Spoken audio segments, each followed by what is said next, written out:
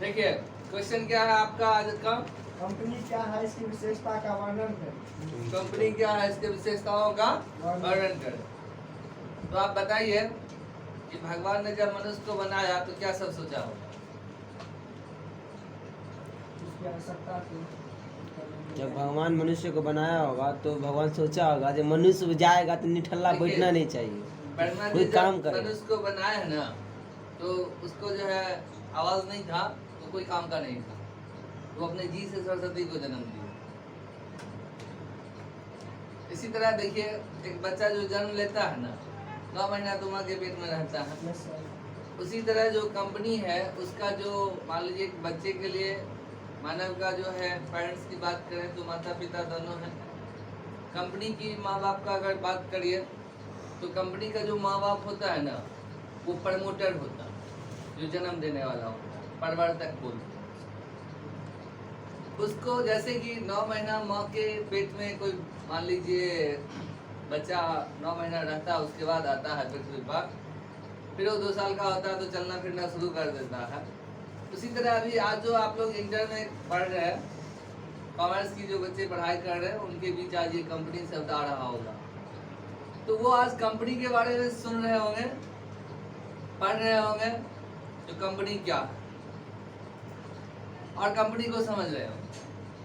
तो जितने भी बच्चे आज कंपनी को समझ रहे हैं, लाखों बच्चा होगा, लाख में 1 लाख बच्चा जहाँ आज कॉमर्स की पढ़ाई कर रहा होगा और कंपनी को समझ रहा होगा, उस 1 लाख बच्चा में से मुश्किल से 10,000 बच्चे ही पढ़ाई पर ध्यान देते हैं। मैं गलत नहीं बोल रहा हूँ? नहीं सर।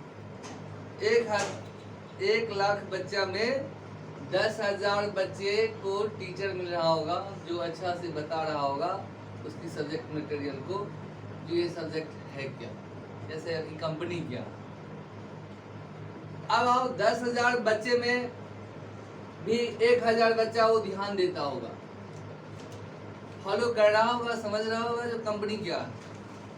और वो 1,000 बच्चा में मुश्किल से 100 बच्चा के पास साधन होगा जो कंपनी खोल सकता है। क्योंकि ये जो आपका 1,000 बच्चा है जो जीनियस है, इस 1,000 में बहुत बच्चे को तो ये होगा जो हमें सीए करना है, किसी को अकाउंट अफसर है, इनकम टैक्स अफसर है, सेल टैक्स अफसर है, ICWA कोर्स है, किसी को लेक्चर बनना है। तो सारे लोगों का दिमाग कुछ न कुछ फिक्स होगा, कुछ बच्चे को होगा नहीं बैंकिंग में जॉब लेना है। तो ये 1,000 में से 900 बच्चा इस तरह बैंकिंग में क्या कहते हैं आपको, अकाउंट अफसर, इनकम टैक्स अफसर, सेल टैक्स अफसर, चार्टर्ड अकाउंटेंट और आपको लेक्चरर्स, ढेर सारे लोग हैं जिनके बारे में सोच रहा होगा जो हमें ये करना है। मुश्किल से 100 बच्चे के दिमाग में आता होगा जो हम कंपनी खोलें, और ये जो 100 बच्चा होगा जिसके दिमाग में आ रहा है कंपनी खोलें, जो कंपनी को समझ रहा होगा जो कंपनी क्या है, उस 100 में से 50 बच्चे के पास हार्ट का प्रॉब्लम, हार्ट कमजोर होगा।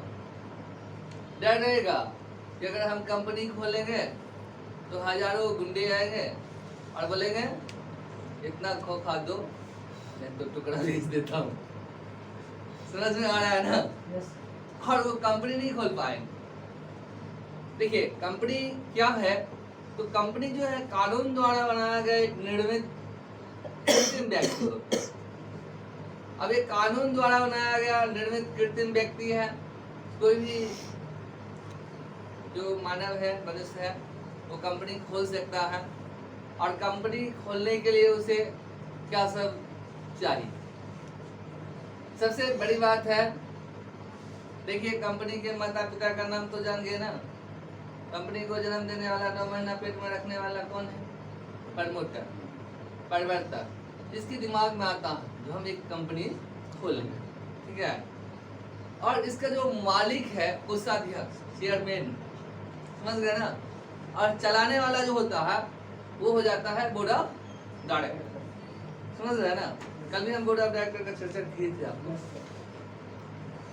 तो देखिए जैसे ये ब्रह्मांड बनाया गया, ब्रह्मांड जब बना है इसमें आप लोग सुने होंगे जो ब्रह्मा जी जो है वो सबको जन्म देने का काम कर रहे हैं और विष्णु भगवान का काम क्या है? पालन करना है। अब महादेव का काम क्या है? तो वही चीज यहाँ पर है। आपको जो ये जो इसके प्रमोटर जो है पुरुष मेंटेन करते हैं, चेयरमैन जो है कोषाध्यक्ष गैस के मालिक हैं और डायरेक्टर जो है बोर्ड ऑफ डायरेक्टर संचालक जो है उनको सारा काम को देखना है जो उस हिसाब से काम हो रहा है या नहीं है। समझ में आ रहा है ना? तो समझिए कंपनी जो है क्या है, कानून द्वारा बनाया गया एक निर्मित कृत्रिम व्यक्ति होता है जिसे कोई भी तैयार कर सकता है। और कंपनी बनाने के बाद जब आप कंपनी खोलते हैं तो एक कंपनी एक ऐसा है कि आपके पास अगर 2 लाख रुपया भी नहीं है, ठीक है, अगर आप 2 लाख करोड़ का बिजनेस करना चाहते हैं तो कंपनी के माध्यम से आप कर सकते हैं। कंपनी रूपी वस्त्र धारण करके आप बहुत बड़ा बिजनेस खड़ा कर सकते हैं। आज आप कहाँ है ना, इससे कोई फर्क नहीं पड़ता। सारा निर्भर करता है कि आपको जाना कहाँ, जहाँ जाना होगा वहाँ आप पहुँच जाए। तो ऐसा ये है कि आपको जैसे ही देवघर कमरिया जब जाता है रास्ते में हजारों जगह उसको कांटा चुभता है, मगर फिर भी वो पत्थर को नहीं देखता है, कांटे को नहीं देखता है और बाबा का नाम लेते हुए निकल जब जाता है तो बाबा के मंदिर तक पहुंच ही जाता है। वही चीज है जो व्यक्ति एक बहुत बड़ा आदमी बनने का सपना लेकर चला है, बहुत बड़ा व्यापारी बनना चाहता है तो कंपनी रूपी वस्त्र धारण करके एक बहुत बड़ा व्यापारी बन सकता है। समझ गए ना? तो चले, कंपनी क्या है क्लियर है आप लोगों को? कानून द्वारा बनाया गया क्या है? निर्मित कृत्रिम व्यक्ति होता है, ठीक है। कोई भी आदमी कंपनी खोल सकता है, ठीक है ना? Yes sir. समझ में आ रहा है ना? चलिए आगे जो है आप कंपनी की विशेषता का बात करेंगे। तो विशेषता में क्या सब पॉइंट है आपका? पहला पॉइंट क्या है आपका? विधान द्वारा निर्मित कृत्रिम व्यक्ति। विधान द्वारा निर्मित कृत्रिम व्यक्ति पहले क्लियर है। विधान द्वारा निर्मित है, ये कानून द्वारा बनाया गया है, ठीक है। चलिए दूसरा पॉइंट कहिए क्या है? अविच्छिन्न उत्तराधिकार। मैंने इसका उत्तराधिकार जो है, जो लोग अंश खरीदे हैं वो उसका जो है मालिक होते हैं। कितने अंशधारी आते हैं, कितने अंशधारी जाते हैं, मतलब अंश का ट्रांसफर होता रहता है। चलिए अगला पॉइंट क्या है, थोड़ा जल्दी जल्दी बोलिए। पृथक वैधानिक अस्तित्व। पृथक वैधानिक अस्तित्व मतलब जो अंशधारी है उनका कुछ अलग अपना एक गुडविल होता है मार्केट में और कंपनी का एक अलग गुडविल होता है। देखिए एकाकी व्यापार में क्या है कि आपको जो व्यापार का मालिक होता है उसका जो मार्केट वैल्यू है वही उसके बिजनेस का भी मार्केट वैल्यू होता है। बस कंपनी में ऐसी बात नहीं है। कंपनी का अंशधारी का जो वैल्यू है वो अंशधारी अगर पागल है इसका मतलब कंपनी भी पागल होगा, ऐसा बात नहीं होगा। मगर एकाकी व्यापार में क्या है, अगर उसका मालिक ही पागल हो तो समझेगा व्यापार का क्या दशा होगा, क्योंकि वही न बिजनेस करता है। तो इसका अलग वैल्यू है, मतलब अंशधारी से इसको कोई मतलब ही नहीं रहता, ठीक है। आगे क्या है? लाभ के लिए ऐच्छिक संस्था। मतलब ये लाभ के लिए अच्छी संस्था है। कुछ लोग मिलकर ये संस्था चलाते हैं, कोई जबरदस्ती नहीं है। जो आपको खोलना ही है कंपनी, उनकी इच्छा है तो खोल सकते हैं, नहीं इच्छा है तो नहीं भी खोल सकते हैं। अगले पॉइंट का आपका सदस्यों की संख्या। सदस्यों की संख्या। देखिए निजी कंपनी जो है और सार्वजनिक कंपनी दोनों में अलग अलग है। निजी कंपनी में सदस्य का संख्या जो है कम से कम क्या है 2 और ज्यादा से ज्यादा 200 है। और सार्वजनिक में कम से कम कितना है 7 और अधिक से अधिक जितना अधिक अंश होगा उतना अधिक अंशधारी हो सकता है। अगली पॉइंट क्या है? सीमित दायित्व। दायित्व जो है आपका सीमित है। सीमित दायित्व समझ रहे ना? देखिए मैंने आपको बताया था जब साझेदारी बताया था, जो अगर आप 20 आदमी पार्टनर हो 1 लाख रुपया मिला के 20 आदमी जो है बिजनेस किए, 20 लाख से बिजनेस किए, आपने 20 करोड़ मार्केट से ले लिया क्रेडिट उधार। अब 19 बिजनेस में आग लग गया, जल के राख हो गया। 19 को पार्टनर के एसेट से 1 करोड़ या 2 करोड़ ही वसूल हुआ या 5 करोड़ वसूल हुआ, तो 15 करोड़ जो है वो समझ साझेदार है उसको अकेले भुगतान करना पड़ेगा। कंपनी में ऐसा बात नहीं है। कंपनी में क्या है कि अगर आप जितना का शेयर लिए हैं, 1 लाख का शेयर लिए हैं, तो ज्यादा से ज्यादा लॉस 1 लाख ही रुपया हो, उससे ज्यादा नुकसान नहीं हो सकता। इसलिए इसमें लायबिलिटी जो है वो लिमिट है, लायबिलिटी क्या है, सीमित है। उसका पर्सनल एसेट्स पर आपका कोई प्रभाव, कोई इफेक्ट पड़ने वाला नहीं है। ठीक है। अगली पॉइंट क्या है, प्रतिनिधि व्यवस्था। प्रतिनिधि व्यवस्था मतलब अंशधारी को कुछ नहीं करना पड़ता है, उसके रिप्रेजेंट में दूसरे लोग काम करते हैं। ठीक है, जैसे बोर्ड ऑफ डायरेक्टर करते हैं, संचालक, सारा काम उनको करना है, अंशधारी को कुछ नहीं करना। अगला पॉइंट क्या है, सरमुद्रा। सरमुद्रा मतलब मोहर है, जिस पेपर पर कंपनी का मोहर लग जाता है वो कंपनी का हस्ताक्षर माना जाता है। अगर इसमें है क्या, जो मोहर लगने के बाद उस पर बोर्ड ऑफ डायरेक्टर का सिग्नेचर होना चाहिए। जैसे आप छोटी सी बात समझिए, बैंक में ढेर सारे मैनेजर आते हैं जाते हैं, आपका जो डिपॉजिट है आप आज जो जमा करने के लिए गए, 10 लाख रुपया जमा किए, आज कोई और मैनेजर थे, कल आप 2 महीना 6 महीना के बाद जाओगे निकालने के लिए, मैनेजर चेंज हो, फिर आप पैसा निकालने के लिए जाते हैं तो आपका साइन मिलाकर आपको पेमेंट होता है ना।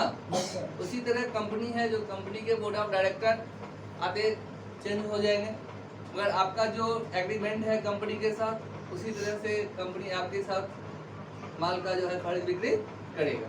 जो आपका जो ट्रांजेक्शन की जो बात हुई थी, जो एग्रीमेंट होगा उसके हिसाब से कंपनी आपको काम करेगा। मतलब कंपनी का मोहर जिस कागज पर लगा, ठीक है, उस पर बोर्ड ऑफ डायरेक्टर अगर सिग्नेचर करता है तो बोर्ड ऑफ डायरेक्टर का सिग्नेचर नहीं कहलाता है, कंपनी का सिग्नेचर कहलाता है। समझ गया।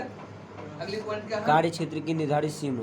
कार्य क्षेत्र का निर्धारित सीमा मतलब जो कार्य क्षेत्र है, पार्षद सीमा नियम है, उसी के अंदर उसको काम करना है, उससे बाहर काम नहीं करना है।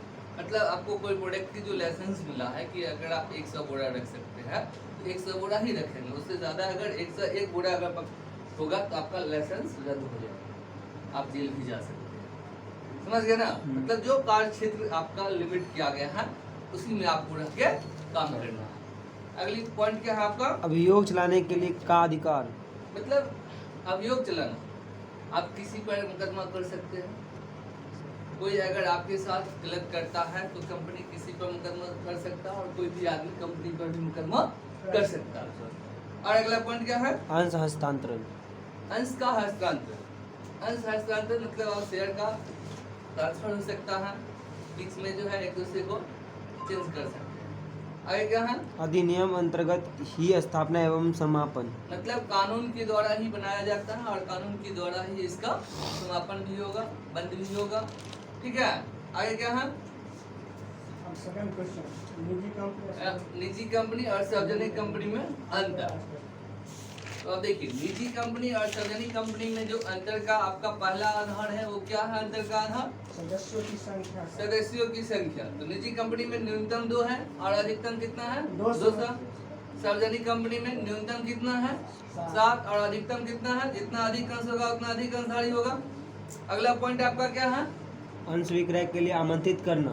अंश विक्रय के लिए आमंत्रित करना। निजी कंपनी सामान्य जनता को नहीं करता है और सार्वजनिक कंपनी सामान्य जनता को आमंत्रित करता है, सबको करता है। निजी में क्या है, जो लोग उसके मेंबर हैं वही लोग शेयर खरीद सकते हैं, बाहर के लोग नहीं खरीद सकते हैं। सार्वजनिक कंपनी में कोई भी आदमी खरीद सकता है। आगे क्या है, परिविवरण का निर्गमन। निजी कंपनी में परिविवरण जारी करना कोई जरूरी नहीं है। परिविवरण समझते हैं ना,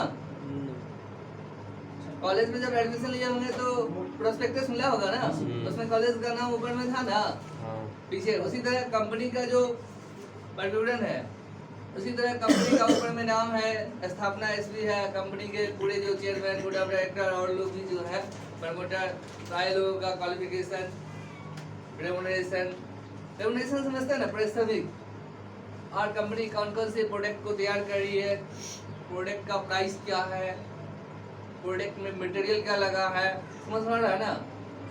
प्रोडक्ट का मेरिट क्या है, मतलब क्या गुण है, वो खाने से क्या सा मिलेगा, और डिमेरिट क्या है, दोष क्या है, कौन कौन से बीमारी में वो नहीं खाना चाहिए, समझे। सारे बातों का डिटेल्स होता है।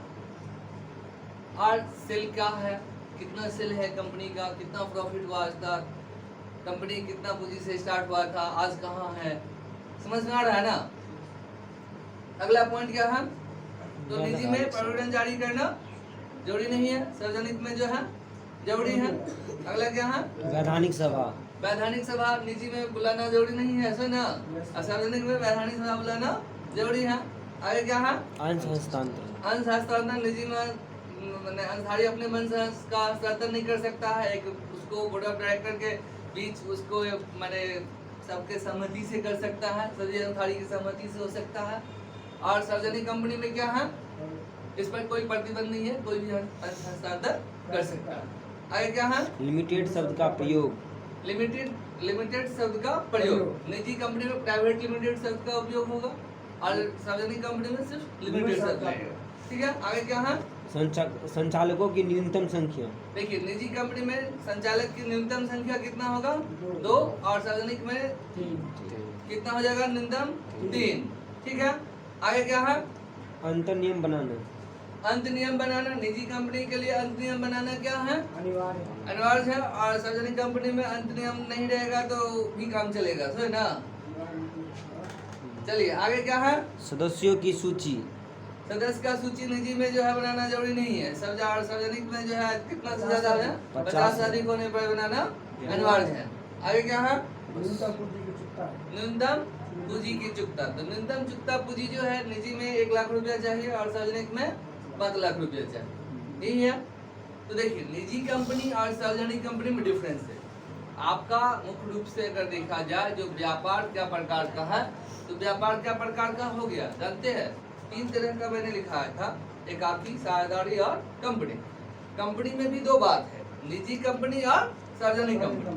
मतलब व्यापार का अगर बात करें तो 4 प्रकार का व्यापार हुआ आपके सामने। एक एकाकी व्यापार, दूसरा साझेदारी, तीसरा निजी कंपनी और चौथा सार्वजनिक कंपनी। समझ में आ रहा है ना? Yes sir. तो ये चारों में अंतर खोजिए।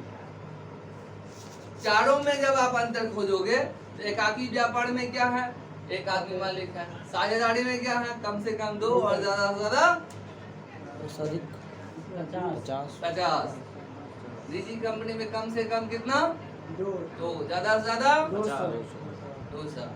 सार्वजनिक कंपनी में कम से कम कितना? 7 और ज्यादा से ज्यादा जितना अधिक अंश होगा उतना अधिक अंशधारी हो सकता है। ठीक है ना? एकाकी व्यापार में क्या होगा? पूरा लाभ एक ही आदमी में। साझेदारी में बढ़ेगा, कंपनी में, निजी में भी बढ़ेगा, सार्वजनिक में भी बढ़ेगा, अंशों के आधार पर बढ़ेगा ना। Yes sir. तो दिक्कत। तो देखिए, आप लोग को कोई अगर पूछे कि व्यापार के स्वरूप में अंतर स्पष्ट करे तो आप याद रखोगे कि 4 व्यापार में अंतर को डिफाइन करना है। पहला एकाकी व्यापार, दूसरा साझेदारी, तीसरा निजी कंपनी और चौथा सार्वजनिक कंपनी। अब देखिए, आज जो आपका क्वेश्चन था, डायरेक्ट हम आज के क्वेश्चन पर आ रहे हैं कि कंपनी जो है क्या है, यही ना? Yes sir. कंपनी क्या है? तो कंपनी का जरूरत देखिए, जरूरत क्या था? तो जरूरत जो है, जैसे कि एकाकी व्यापार का जरूरत क्या था? तो सभी मनुष्य सभी उत्पाद और सेवा का उपभोग कर सके, इसलिए एकाकी व्यापार की जरूरत था। Yes sir. एकाकी व्यापार बहुत छोटे पूंजी से हो रहा है, वो बड़ा मांग को पूरा नहीं करने में सक्षम था। बड़ा मांग को पूरा करने के लिए बड़ा उत्पादन चाहिए, उसके लिए एकाकी व्यापार सक्षम नहीं हुआ तो साझेदारी का जन्म हुआ।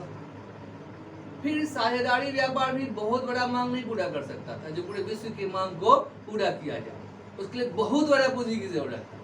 इसलिए जो है कंपनी का जन्म हुआ। मतलब एकाकी व्यापार के दोषों को दूर करने के लिए साझेदारी का जन्म हुआ और साझेदारी व्यापार के दोषों को दूर करने के लिए कंपनी का जन्म। समझ में आ रहा है ना? Yes sir.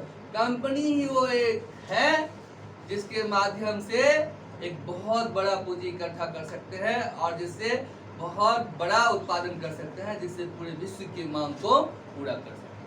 आज जो है हमारा जो देश है और भी जो लोग हैं, सभी लोग इस संकल्प को लेकर चल रहे हैं जो पूरे विश्व के सभी लोगों तक अपने उत्पाद को बेच सकें। और इसके लिए कंपनी ही एक ऐसा माध्यम है जिसके माध्यम से बड़ा पूंजी इकट्ठा करके बड़ा उत्पादन करके सभी मनुष्य तक, सभी लोगों तक अपना उत्पाद जो है पहुंचा सकते हैं। समझ में आ रहा है ना? Yes sir. मतलब कोई भी आदमी कंपनी खोल सकता है। आप लोग भी चाहो तो पूरे वर्ल्ड के मांग को पूरा करने के लिए बहुत बड़ी पूंजी की जरूरत होगा, और उसके लिए आप कंपनी रूपी वस्त्र धारण करके बहुत बड़ा पूंजी इकट्ठा करके बहुत बड़ा उत्पादन करके पूरे विश्व के प्रत्येक मानव तक अपने उत्पाद को पहुंचा सकते हैं। समझ में आ रहा है ना? Yes, sir. ये छोटा बात नहीं है, कहने के लिए बहुत छोटा लग रहा है लाइन, मगर ये करना जो है बहुत ही बड़ा चुनौती होगा, ठीक है? Yes, sir. और इस चुनौती को पूरा करना, जो पूरा करते हैं वो सक्सेस होते हैं, ठीक है? तो क्वेश्चन क्लियर है? Yes, sir. कंपनी क्या है, क्लियर आ गया ना? कंपनी क्या है? कानून द्वारा बनाया गया एक कृत्रिम व्यक्ति जिसका अपना एक सरमुद्रा हो। क्या होता है? मोहर होता है। सरमुद्रा मतलब मोहर होता है, जिसको क्या है कि अस्थायी से इसका अपना अलग अस्तित्व होता है। समझ में आ रहा है ना? Yes, sir. इसके सारे काम जो किया जाता है वो संचालक करते हैं। जो प्रॉफिट लॉस होता है वो अंशधारियों के बीच लाभांश के रूप में वितरण किया जाता है। मतलब कंपनी जो कमाता है, ठीक है, उस कमाई में से जो रकम अंशधारी को देता है उसको क्या कहते हैं? लाभांश कहते हैं, डिविडेंड्स कहते हैं, ठीक है? अब एकाकी व्यापार है, उसमें से जो लाभ निकाल के घर ले जाते हैं तो क्या कहते हैं उसको? कहते हैं इतना कमाया है उसमें से इतना ले गए, तो ड्राइंग करते हैं, कैपिटल में से घटाया जाता है, हटाया जाता है ना? वैसे प्रॉफिट होता है, कैपिटल में ऐड किया जाता है। यहाँ कंपनी में क्या है? कंपनी जो कमाती है उसमें से जो रकम अंशधारी को डिस्ट्रीब्यूट करता है उसको क्या कहते हैं? डिविडेंड कहते हैं, लाभांश कहते हैं, ठीक है? तो आज आपका मोटा मोटी कंपनी क्या है क्लियर हो गया। Yes, sir. कंपनी दो प्रकार का है, निजी सार्वजनिक, वो भी क्लियर हो गया। निजी कंपनी आप किसको कहेंगे, सार्वजनिक कंपनी किसको कहेंगे, क्लियर है ना? Yes, sir. निजी कंपनी में क्या होगा, सार्वजनिक कंपनी में क्या होगा, ठीक है? Thank you.